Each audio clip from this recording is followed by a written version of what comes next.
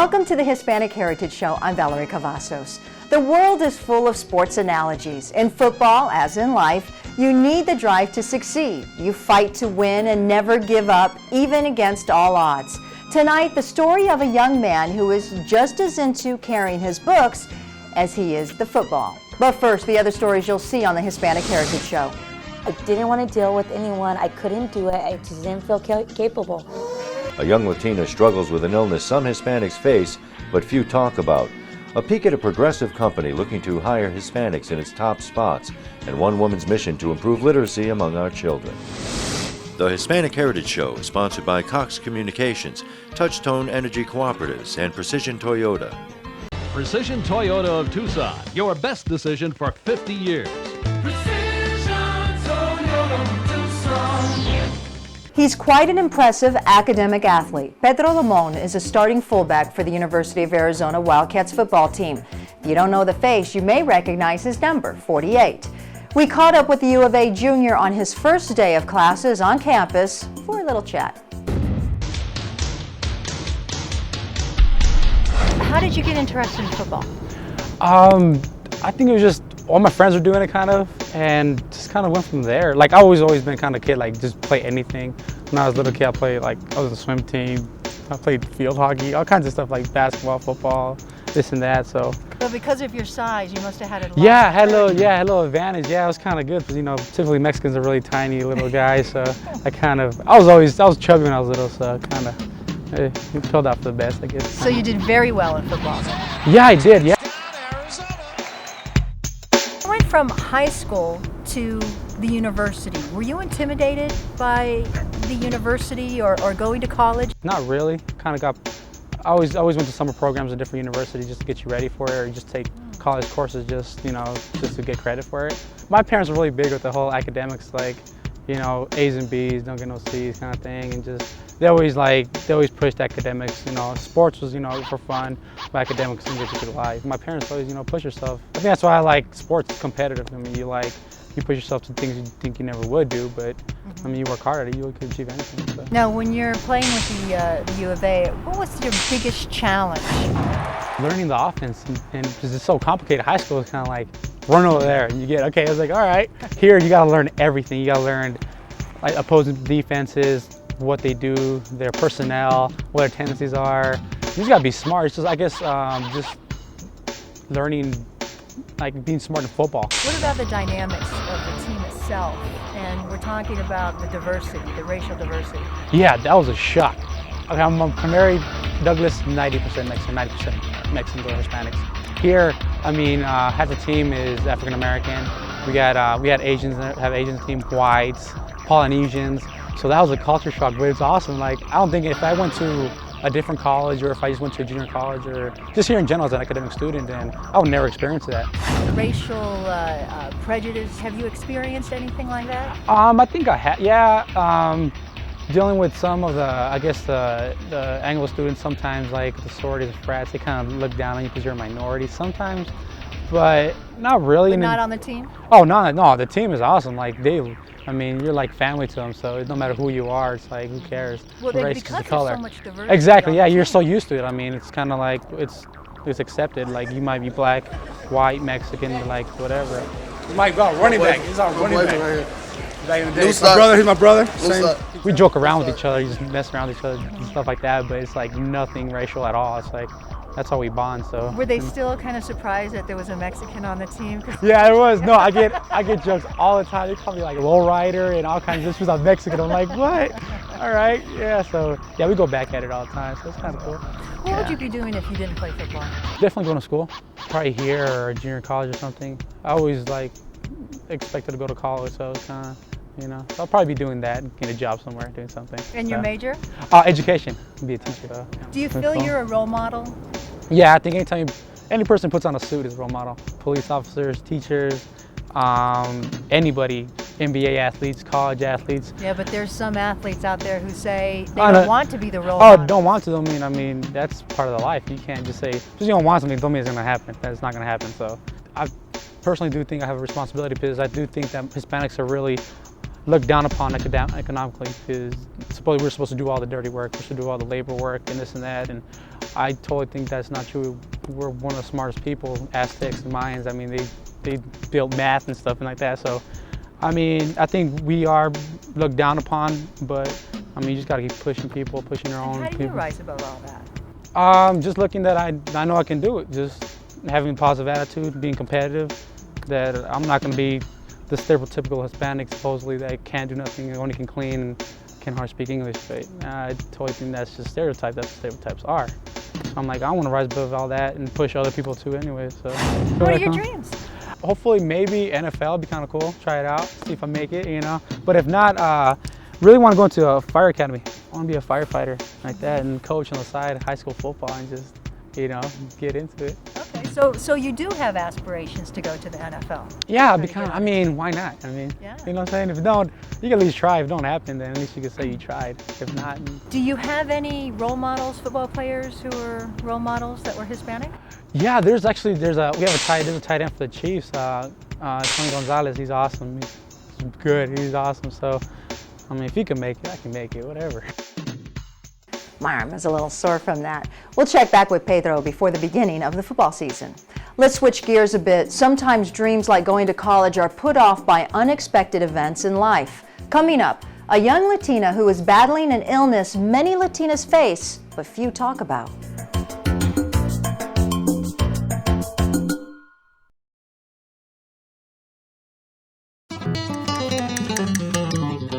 Postpartum depression. Why are our people so hush-hush about it? As we acculturate, the hope is that more of us will be choosing guidance over silence. In this cramped little room connected to her mother's home, Susan cares for her 10-month-old girl, Justice. She smiles and plays with her daughter now, but it was a very different picture during the months following her delivery. I refer to the first 2 months of being a mother as a living hell, because I was just so stressed. I was crying all the time. Her emotions and reactions to the birth and baby went far beyond the baby blues, which usually lasts only a few weeks after delivery. Susan was in a severe emotional state and stayed that way for months. I was edgy. I was very stressed. I was very tired. I was very frustrated. I felt like snapping. I was crying all the time. I wanted to leave. I just wanted to leave. I didn't want to do this. I didn't want to be here. I didn't want to deal with anyone. I couldn't do it. I just didn't feel capable. What Susan was experiencing is not uncommon of women who suffer postpartum depression, which affects up to 20% of new mothers and can last up to a year. It provokes deeper feelings of anxiety and sadness, depression, hopelessness, guilt, exhaustion, and an overall feeling of worthlessness. And they may have panic attacks, palpitations, difficulty breathing, change in appetite, inability to sleep even though they're exhausted. Carol Sheehan is the coordinator of the Women and Infant Service Line at St. Joseph's Hospital, which offers treatment and support for women like Susan, a single mother who was feeling tremendous emotional and financial stress from an unwanted pregnancy.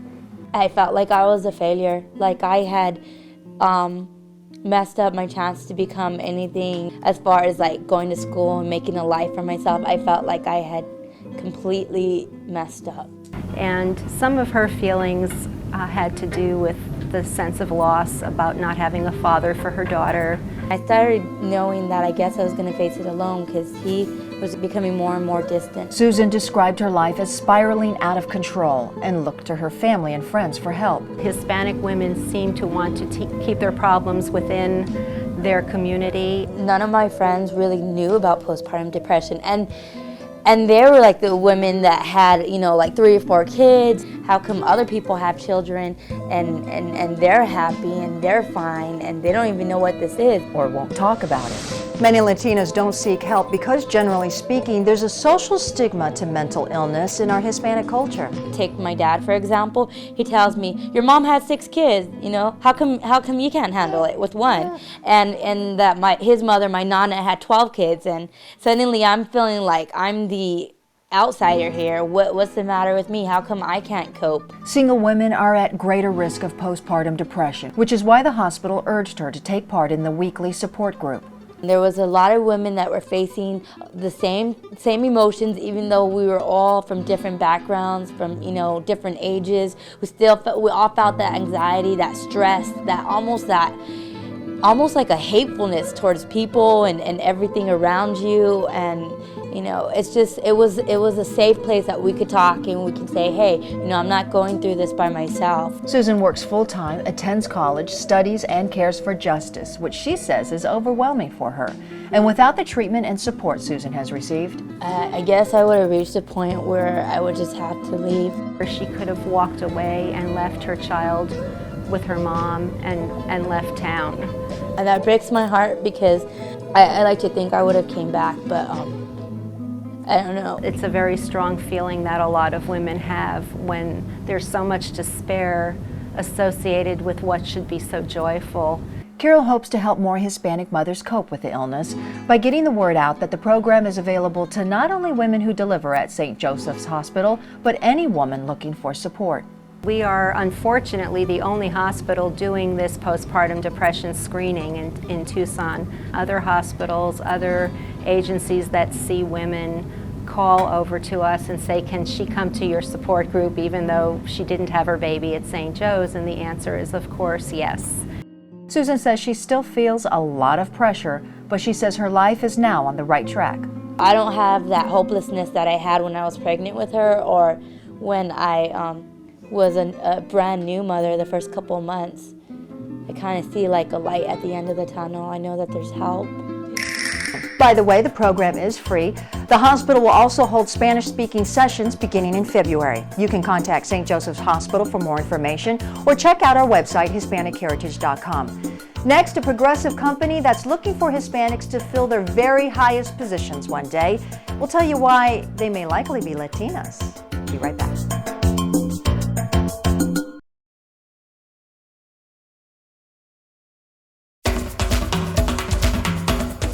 It might surprise you to learn that more Latinos hold managerial or professional jobs in the U.S. than Latinos. Take a look at the numbers from Hispantelligence. More than 21% of Hispanic women hold those positions compared to just 4% of Hispanic men. Why is this the case? Hispanic women are more likely to be employed in service industries, while men are more likely to work in manufacturing and construction. Tonight, we bring you the first in our Building Success series. I thought I'd just be one in the crowd, really. Armed with a brand new finance degree and a strong desire to move to Arizona, Rosario Magallanes accepted a job at Touchstone Energy Cooperatives in Benson. She soon found out she wouldn't be just one in the crowd here. I had a lot of people guiding me through. I mean, I came into the job without any utility background whatsoever. I really didn't know very much about it, and luckily I came to a place where everyone is very helpful. We really try to nurture people here in every area. There are employees that came in as a secretary and are now working in power systems control, and they had absolutely no background in that area. Rosario chose a financial career because she was good at it and had Latino role models in her family, as well as a great junior high math teacher. She taught me how to appreciate numbers, if you will. Rosario is a financial analyst, overseeing the funds of the 3 multi-million-dollar cooperatives. What we've done in the past month. Starting her career at Touchstone means the 24-year-old Latina will be encouraged to be all she can be.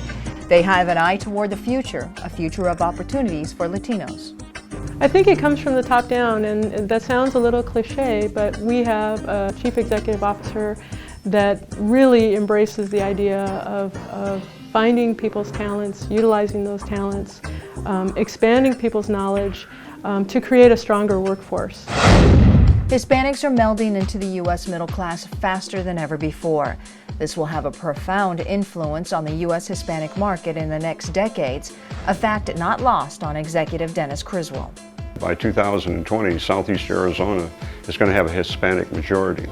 We want to have Hispanics on our workforce that represent that majority. More and more attention is being paid now to the Hispanic culture and the needs of the Hispanic market as well. And with all that newfound attention comes a pride of accomplishment.